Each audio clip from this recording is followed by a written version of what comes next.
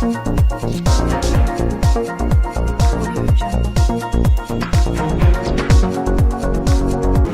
আলাইকুম, স্বাগত জানাচ্ছি গুজামিল টিভি নিউজের সন্ধ্যার খবরে। সাথে আছি আমি মিজান রহমান। শুরুতেই জানিয়ে দিচ্ছি সর্বশেষ সংবাদ শিরোনাম। 23তম রাষ্ট্রপতি হলেন মির্জা ফখরুল ইসলাম আলমগীর। বিএনপির ভারপ্রাপ্ত মহাসচিব রুহুল কবির রিজভী। হাম উপসর্গ আরও 3 শিশুর মৃত্যু।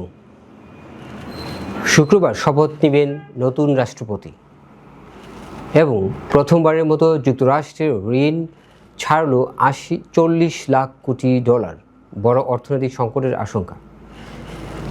শুনছিলেন সর্বশেষ সংবাদ, এবার নিয়ে যাব পুরো খবরে।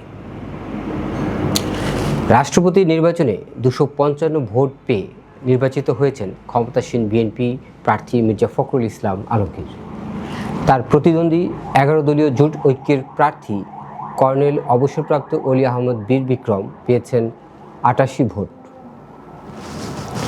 বৃহস্পতিবার দুপুর 2টা থেকে বিকেল 5টা পর্যন্ত ভোট গ্রহণের পর ফল ঘোষণা করেন সিইসি এএমএম নাসির উদ্দিন। নির্বাচনে মোট ভোটার ছিলেন 349 জন। তাদের মধ্যে অনুপস্থিত ছিলেন ঢাকা 8 আসনের সংসদ সদস্য মির্জা আব্বাস, চট্টগ্রাম 3 আসনের সংসদ সদস্য মুস্তফা কামাল পাশা, স্বতন্ত্র প্রার্থী ব্রাহ্মণবাড়িয়া 2 আসনের সংসদ সদস্য রুমিন ফারহানা। নতুন রাষ্ট্রপতি নির্বাচিত হওয়ার পরদিনই শপথ অনুষ্ঠান রয়েছে।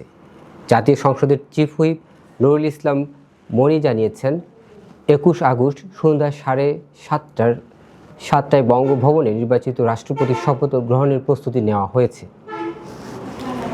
দর্শক, এই ছিল এখনকার মতো সর্বশেষ সংবাদ। আশা করছি চ্যানেলটিকে সাবস্ক্রাইব করে আমাদের সাথেই থাকবেন।